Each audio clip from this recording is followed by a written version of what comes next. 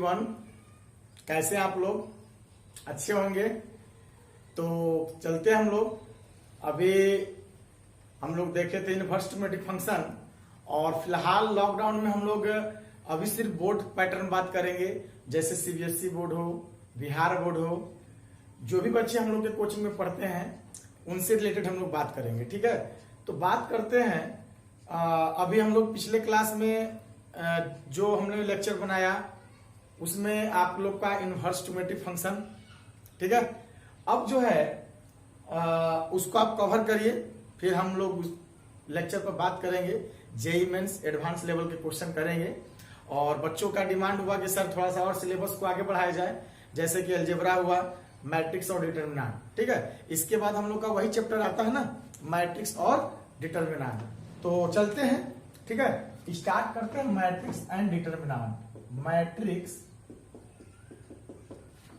And determinant. देखिए, matrix and determinant, तो देखिए ये जो है अलजेब्रा का पार्ट्स है। ठीक है, ये जो है अलजेब्रा का पार्ट्स है, अलजेब्रा। और अलजेब्रा में आपका टोटल जो चैप्टर्स होते हैं वो 9 चैप्टर्स होते हैं। 7 चैप्टर्स जो हो जाते हैं वो 11th क्लास में डिवाइड हो गए। जैसे आप यहां पर देख लें 4, 5, 6, 7। जैसे यहां पर आपका हो गया कॉम्प्लेक्स नंबर, प्रोग्रेशन, उसके बाद आपका हो गया क्वाड्रेटिक इक्वेशन। ठीक है, उसके बाद हो गया लीनियर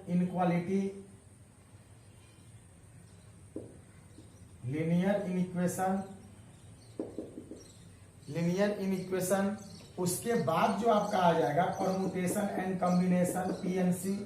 ठीक है, बाइनोमियल थ्योरम और आपका मैथमेटिकल इंडक्शन, एमआई। तो देखिए, एक कॉम्प्लेक्स नंबर, एक progression, quadratic equation, linear inequation, PNC, permutation and combination, binomial theorem और मैथमेटिकल इंडक्शन। ये जो अलजेब्रा में 7 चैप्टर्स जो है 11th में पढ़ना है, जो कि 37 मार्क्स का आता है। और अभी आप लोग का 11th का एग्जाम भी नहीं हुआ है, वो आपका लॉकडाउन खुलते ही 11th के एग्जाम होंगे, तो सारे चैप्टर आपको मिलेंगे। अब जैसे कि कोई भी चैप्टर स्टार्ट करने से पहले आपको ये जानकारी होना चाहिए कि हम लोग क्या पढ़ रहे हैं। जैसे कुछ बच्चे मैट्रिक्स का नाम ही नहीं सुने हैं, डिटर्मिनेंट का नाम ही नहीं सुने, उनको पता ही नहीं है कि यह किस चैप्टर में आता है, मैथ के किस सेक्शन में आता है, किस भाग में आता है। तो ये जानकारी रखना बहुत ही जरूरी होता है कि हम लोग का चल क्या रहा है। ये 7 चैप्टर के बाद जो आता है 12th में 2 चैप्टर है। 2 चैप्टर आपका 12th में है सर। वो 2 चैप्टर कौन है? तो वो 2 चैप्टर है सर जी, मैट्रिक्स और डिटर्मिनेंट।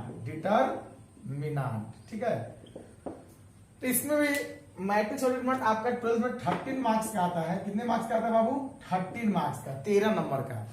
और ये 13 में 13 फिक्स है, 13 मार्क्स, इसमें कोई शक नहीं है। ठीक है, और कंपटीशन में 2 क्वेश्चन, जेई मेंस में 2 क्वेश्चन, 3 क्वेश्चन, 4 क्वेश्चन भी बन जाते हैं। तो बात करते हैं सर, और आईआईटी वगैरह में इनसे क्वेश्चन आता है, एक क्वेश्चन मैट्रिक्स से, एक क्वेश्चन डिटर्मिनेंट से। तो बात करते हैं हम लोग कि सर इसमें जो मैट्रिक्स 6 नंबर का आता है, डिटर्मिनेंट 7 नंबर का। तो ये कोई फिक्स नहीं है, कभी ये 7 तो ये 6, ये 7 तो ये 6। ठीक है, तो चलिए, तो इसमें भी सबसे पहले हम लोग का एनसीईआरटी में जो दिया हुआ है मैट्रिक्स दिया हुआ है। क्या दिया हुआ है? मैट्रिक्स दिया हुआ है। ठीक है, तो हम लोग बात करते, क्योंकि मैट्रिक्स के बिना डिटर्मिनेंट नहीं होगा। ठीक है, डिटर्मिनेंट और मैट्रिक्स सब एक ही चीज है। ठीक है, ये इस पर डिपेंड है, ये इस पर, क्योंकि डिटर्मिनेंट अगर पहले पढ़ेंगे तो फिर आपको डिटर्मिनेंट का डिफिनीशन ही होता है कि it is only exist in square matrix. फिर बच्चे अगर जो फर्स्ट टाइम पढ़ रहे हैं वो अगर मैट्रिक्स का नाम नहीं सुने होंगे तो उनको पता ही नहीं चलेगा कि स्क्वायर मैट्रिक्स होता क्या है। तो हम लोग स्टार्ट करेंगे डिटर्मिनेंट ही, लेकिन थोड़ा सा इंटरेस्टेड है डिटर्मिनेंट क्वेश्चन आप बनाएंगे, क्योंकि मैट्रिक्स भी अगर हम लोग पढ़ते हैं तो आधा अधूरा रह जाएगा। मैट्रिक्स भी अगर हम लोग पढ़ते हैं तो आधा अधूरा रह जाएगा। एडिशन, सब्ट्रैक्शन, मल्टीप्लिकेशन और एलिमेंट्री ऑपरेशन के बाद मैट्रिक्स खत्म हो जाता है आपके एनसीईआरटी सिलेबस में। और डिटरमिनेंट की बात किया जाए तो डिटरमिनेंट पढ़ेंगे तो फिर एरिया ऑफ ट्रायंगल आएगा, और एरिया ऑफ ट्रायंगल के बाद फिर से एप्लीकेशन ऑफ मैट्रिक्स स्टार्ट हो जाता है, जैसे एडजॉइंट मैट्रिक्स, ट्रांसपोज मैट्रिक्स वगैरह वगैरह। तो हम लोग थोड़ा सा मैट्रिक्स का बेसिक नॉलेज लेंगे, उसके बाद डिटरमिनेंट पढ़कर, डिटरमिनेंट छोटा चैप्टर है इसको खत्म करेंगे। अब फिर मैट्रिक्स जब स्टार्ट करेंगे हम लोग शुरू से, तो पूरा मैट्रिक्स खत्म कर देंगे, ठीक है। तो सबसे पहले हम लोग इसमें देखते हैं, दोनों मिक्सअप करके पढ़ते हैं, ठीक है, दोनों मिक्सअप करके पढ़ते हैं। तो चलिए, तो मैट्रिक्स एंड डिटरमिनेंट में देखेंगे सर मैट्रिक्स। मैट्रिक्स देखिए, एक थोड़ा सा बेसिक हम लोग देखेंगे, बेसिक, ठीक है। देखो, तो मैट्रिक्स क्या होता है सर? मैट्रिक्स जो है ना सर, एक रेक्टेंगुलर एरेरी है जो कि नंबर और फंक्शन को अरेंज करता है, ठीक है। तो कहने का मतलब ये है कि मैट्रिक्स में आपको पता होने से सबसे पहले इसका सिंबल क्या होता है सर? Symbol, symbol. ये मैट्रिक्स क्या है? एक नंबरों या एलिमेंट या फंक्शन को ये अरेंज करता है सर। रेक्टेंगुलर एरेरी है, अरेंजमेंट का काम करता है। ये कभी वैल्यू नहीं देता है। ये नंबर और जैसे कोई भी नंबर हो या कोई भी एलिमेंट्स हो या कोई भी फंक्शन हो, उसको अरेंजमेंट का काम करता है मैट्रिक्स। इसमें बस हम अरेंज कर सकते हैं। इसका सोचेंगे कोई वैल्यू निकाले मैट्रिक्स को, तो वैल्यू नहीं निकलता है सर, ठीक है। दो मैट्रिक्स को जोड़ेंगे तो मैट्रिक्स बनेगा, दो मैट्रिक्स को घटाएंगे तो मैट्रिक्स नहीं आएगा, दो मैट्रिक्स का मल्टीप्लिकेशन मैट्रिक्स नहीं आएगा, ठीक है। ऐसा नहीं कोई एलिमेंट और नंबर आ जाए। तो सिंबल, सबसे पहले इसका सिंबल देखिए। कंप्यूटर वगैरह में इसका सिंबल बहुत काम आता है। अगर आपको टाइप करने का जरूरत पड़ा या जो भी है सिंबल निकालने का, तो इसका सिंबल आप पहचाने कि मैट्रिक्स का क्या सिंबल होता है सर। तो एक तो सिंबल ये होता है रेक्टेंगुलर जैसा, रेक्टेंगुलर एरेरी, और दूसरा सिंबल जो होता है सर ये होता है, ठीक है। ये सिंबल मतलब संकेत, सिंबल मतलब संकेत, ठीक है। और तीसरा सिंबल जो होता है सर, बहुत कम लोग यूज करते हैं और बहुत कम लोग को जानकारी भी रहता है, ये होता है। सभी देखिए, ये तीन सिंबल है सर मैट्रिक्स का। ये जो सिंबल है मैट्रिक्स का 90% क्वेश्चन या 100% क्वेश्चन में जनरली मैक्सिमम बुक में ये सिंबल यूज करता है। ये हम लोग का सिंबल अच्छे बुक में आते हैं, और ये सिंबल रेयर केस में आपको देखने को मिलेंगे, ठीक है। लेकिन ये भी मैट्रिक्स का ही सिंबल है, बहुत कम बच्चों को जानकारी रहता है, ठीक है। तो बात करते हैं सर जी कि मैट्रिक्स जो है ये क्या करता है? रेक्टेंगुलर एरेरी है। ये नंबर और एलिमेंट का क्या करता है? अरेंजमेंट करता है। क्या करता है? अरेंजमेंट करता है। तो अगर नेक्स्ट बात किया जाए तो सर जी मैट्रिक्स में, तो इसका सिंबल हो गया। अब सेकेंड बात करते हैं सर, सेकेंड बात में कि मैट्रिक्स को डिनोट किससे करते हैं? Denoted by, denoted by, denoted by, ठीक है। तो देखिए, मैट्रिक्स को जो डिनोट करते हैं capital letter of English alphabet, ठीक है, यानी अंग्रेजी वर्णमाला के बड़े अक्षरों द्वारा मैट्रिक्स को रिप्रेजेंट करते हैं। तो matrix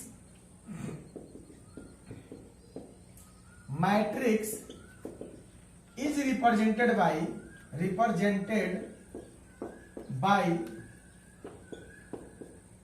capital letter of English alphabet.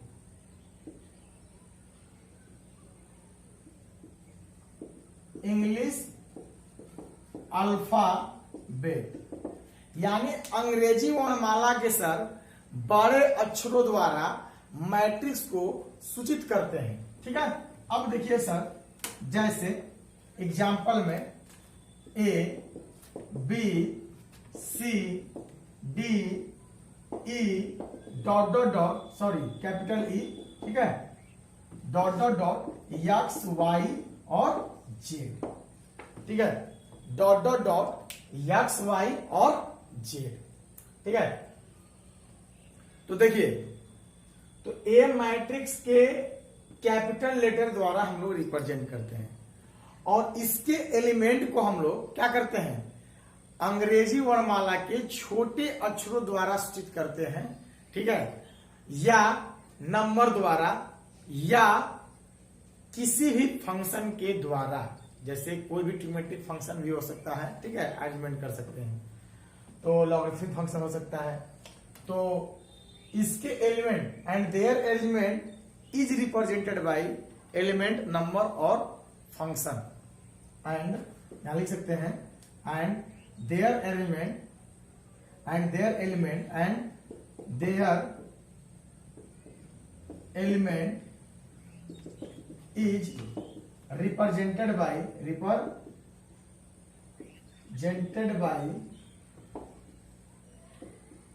small letter English alphabet.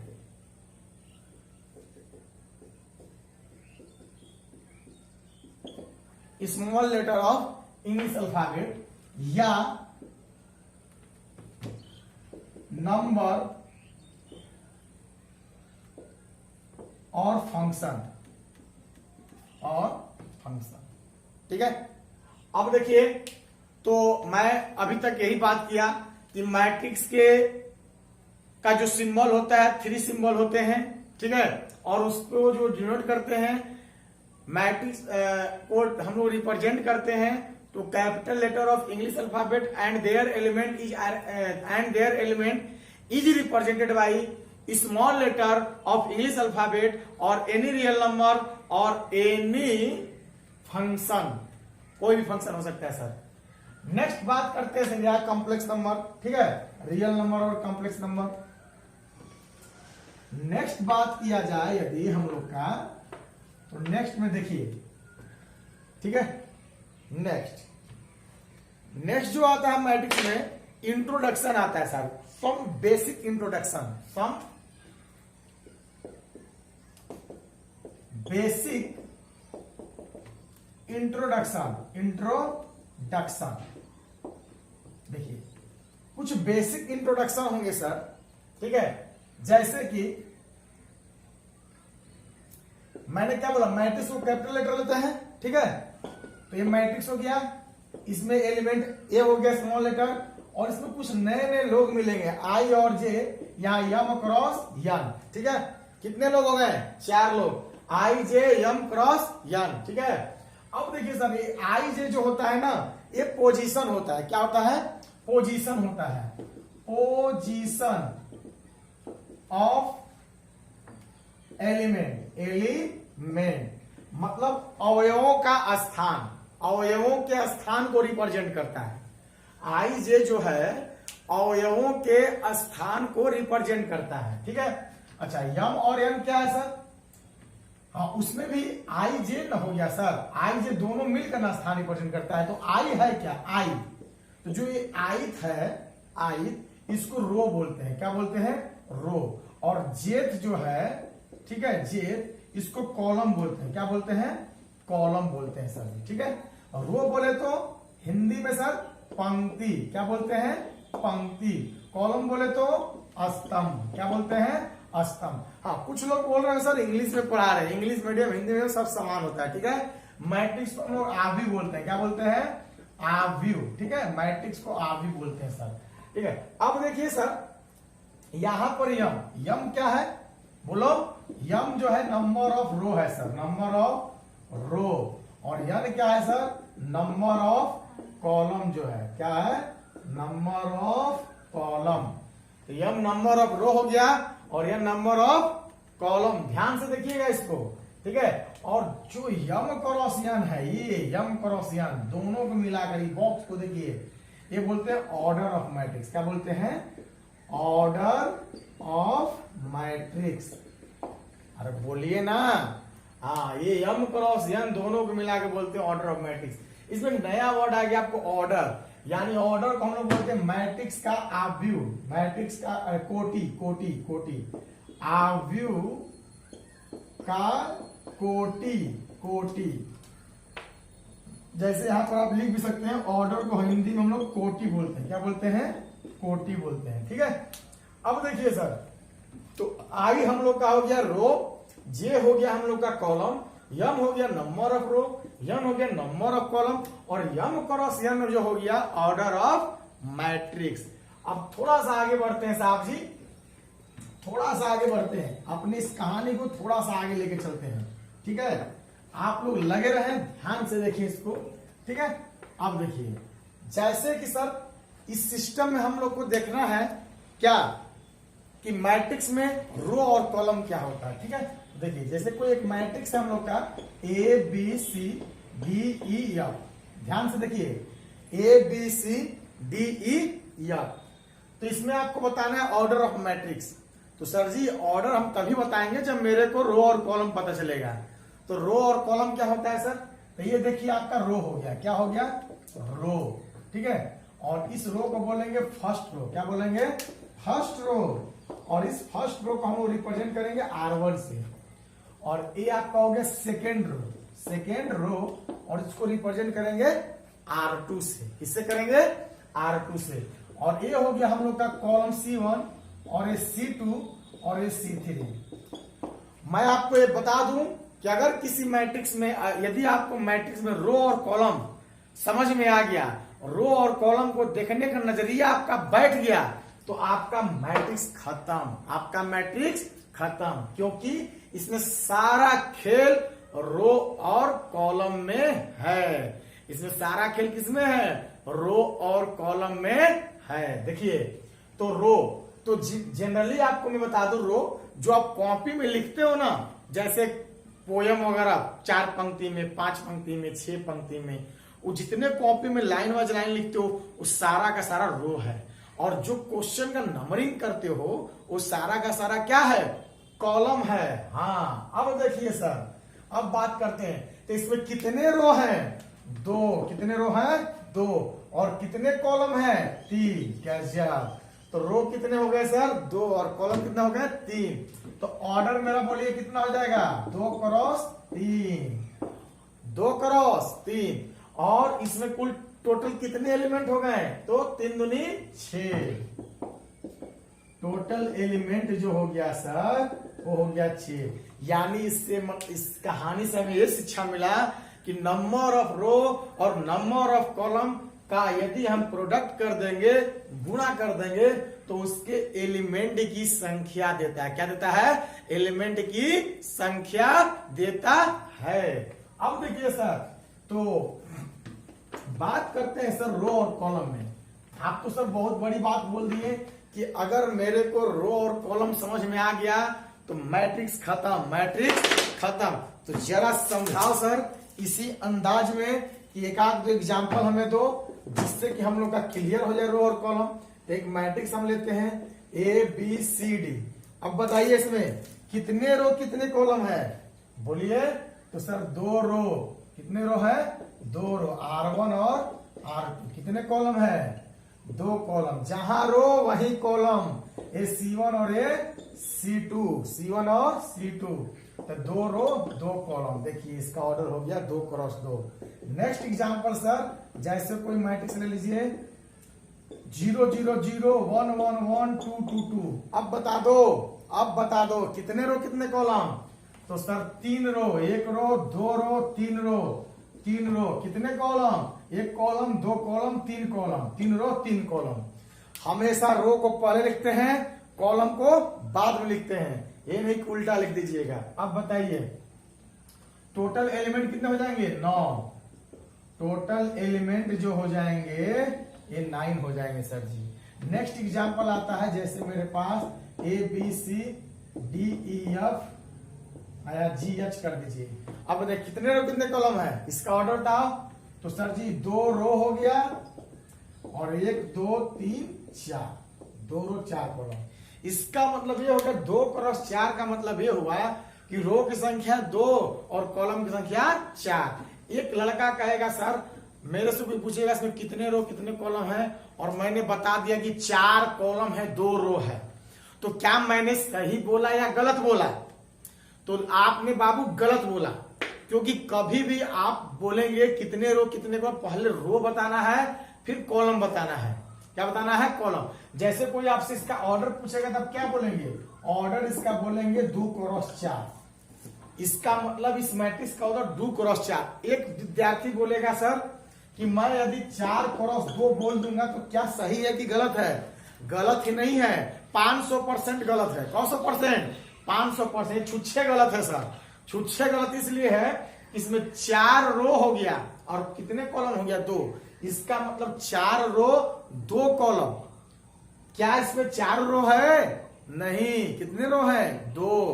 तो पहले रो बोलेंगे बाद में कॉलम, क्योंकि आपको मैं बता दूं यम को बोलते हैं number of row, number of row, और यन को बोलते हैं नंबर ऑफ कॉलम। और आपको मैं बता दें कि ऑर्डर जो होता है वह यम क्रॉस यन होता है। यम क्रॉस यन, पहले यम बाद में यन। तो पहले नंबर ऑफ रो बाद में नंबर ऑफ कॉलम, यानी कि पहले हम लोग रो की संख्या बोलेंगे बाद में कॉलम की संख्या बोलेंगे। ठीक है, तो ये हो गया। इसका मतलब एक आपको क्लियर हो गया होगा। यदि तो आप बस एक एग्जांपल में क्लियर कर देंगे, जैसे ABCDE। बताइए कितने रो कितने कॉलम? इसका ऑर्डर बताओ, जल्दी बोलो ऑर्डर, बोलो बोलो बोलो। 1 2 3 4 5। क्या गिन रहे? कॉलम गिरो, रो गिन रहे सर। यानी R1 R2 R3 R4 R5, ये 5 रो हो गया। और कॉलम बोलो, एक कॉलम, 5 रो 1 कॉलम, यानी टोटल एलिमेंट 5। नेक्स्ट एग्जांपल आते हैं सर, जैसे मेरे पास 2 4 6 -7 है। अब बताए इसका ऑर्डर कितने रो? 1 रो। कॉलम बोलो, 1 रो हो गया sir, 1 column 2 column 3 column 4 column. यदि ये सब चीजें आपको समझ में आएगा तो मैट्रिक्स में किसी प्रकार का आपको दिक्कत होने वाला नहीं है। जैसे मेरे पास एक वाला का ऐसा 4 है। अब बताइए कितने रो कितने कॉलम है? कितने रो कितने कॉलम है? तो सर जी रो जहां रो वही कॉलम। रो बिन कॉलम का कोई भी वस्तु कोई भी ऑब्जेक्ट स्थिर नहीं रह सकता है। तो अभी फर्स्ट रो और फर्स्ट कॉलम में स्थित है, इसलिए इसका ऑर्डर जो हो जाएगा 1 क्रॉस 1 हो जाएगा सर। एक बालक आतंकवादी दिमाग, बालक का आतंकवादी दिमाग, वह सोच रहा है यार ये तो ये हो गया, अगर मेरे पास कैलकुलेटर में साइन एक्स रहेगा तो कितने रो कितने कॉलम हो जाएगा? तो मेरे बालक ये साइन एक्स एक नंबर है, यह एक फंक्शन है, और इसको 1 काउंट करेंगे, देखिए यस को अलग, आई को अलग, यन को अलग, एक्स को अलग काउंट कर लीजिए। ऐसा नहीं है कि यस अलग, आई अलग, यन अलग, एक्स अलग, ऐसा नहीं है। साइन एक्स रहेगा तो ये first row first column. Sine X एक ही ऑब्जेक्ट है, ठीक है, क्योंकि साइन एक्स जो है एक ही ऑब्जेक्ट है और इसको फर्स्ट पोजीशन हम लोग काउंट करेंगे, तो इसमें फर्स्ट रो और फर्स्ट कॉलम। ठीक है, क्लियर हो गया होगा। तो चलते हैं, एक एग्जांपल से आप क्लियर कर लेंगे, आप बता देंगे। नेक्स्ट लास्ट है हम लोग का ABCDE 1 1 1 1 1 0 0 0 0 0 -1 2 3 4 -5। अब बताइए इसमें कितने रो कितने कॉलम है? बोलिए इसमें कितने रो कितने कॉलम है? तो 1 रो 2 रो 3 रो 4 रो। पहले क्या करेंगे? रो गिनेंगे, 4 रो। कॉलम कितने हैं? 1 2 3 4 5, 4 रो 5 कॉलम। तो इसका ऑर्डर कितना हो जाएगा? 4 क्रॉस 5। तो टोटल एलिमेंट बोलो, टोटल एलिमेंट आपको पता होना चाहिए कि इसमें एलिमेंट की संख्या 4 5 20 20 हो जाएगा सर जी। और विश्वास नहीं हुआ तो गिन लीजिए 1 2 3 4 5, अब 5 एकम 5 5 10 5 15 5 20। ये बहुत काम का चीज है, तो हमें लग रहा होगा कि आप लोगों को रो और कॉलम बुझा गया होगा। अब हम बात करते हैं, इसी में ऑर्डर ऑफ मैट्रिक्स पढ़ लिए, एक खत्म भी हो गया, और इसका थ्योरी आप लोग लिख लेंगे, order of matrix. Order of matrix, इसको आप लोग ध्यान से देखेंगे। ऑर्डर ऑफ मैट्रिक्स तो कुछ नहीं है, यदि किसी मैट्रिक्स में a matrix which containing m row and n column, then m cross n is known as order of matrix. ठीक है, यानी किसी मैट्रिक्स के पास यदि m रो हो और n कॉलम हो तो m क्रॉस n को हम लोग मैट्रिक्स का ऑर्डर कहते हैं। ठीक है, इसको लिखिए, a matrix a matrix which containing m row and n column, a matrix which containing m row and n column, then m cross n is known as order of matrix. फिर से हिंदी में देख लेंगे, यदि किसी मैट्रिक्स के पास m रो तथा n column हो तो m क्रॉस n को मैट्रिक्स का ऑर्डर कहते हैं या आव्यूह का कोटि कहते हैं। ठीक है, अब देखिए sir ji, and the product of m row and n column is known as या is given as total element of the matrix. अब यदि m और n का गुणा कर देंगे तो मैट्रिक्स का टोटल एलिमेंट की संख्या को उगिल देगा। क्या कर देगा? उगिल देगा, मतलब निकाल देगा, मतलब दे देगा। ठीक है, तो बात करते हैं सर एग्जाम्पल में। जैसे कोई मैट्रिक्स हम लेते हैं A, ठीक है, जैसे कोई मैट्रिक्स हम लोग लेते हैं ए, और उसमें हम लोग बात करेंगे कि यह ए किस रो किस कॉलम में है, यह ए किस रो किस कॉलम में है, तब बताइए अभी ये किस रो किस कॉलम में स्थित है, बोलो। तो ये फर्स्ट रो फर्स्ट कॉलम में है। इस रो किस कॉलम में? First row first column. अब यदि ये उड़कर यहां आ जाएगा तो किस रो किस कॉलम में? तो सर जी रो फर्स्ट ही है लेकिन कॉलम इसका चेंज हो गया और वह कॉलम आ गया सेकेंड। यदि यहां आ जाएगा तो ये तो first row third column, first row fourth column, और dot dot dot sir ji यदि यहां आ जाए तो रो फर्स्ट ही है लेकिन कॉलम हम लोग का डिफिनेशन में क्या है? यन। तो यन कॉलम में आ गया सर जी। यानी यह बंदा जो है first row first column, first row second column, first row third column, first row fourth column और फर्स्ट रो यन कॉलम। अब जो है ये यदि यहां रहता तो किस रो किस कॉलम में है?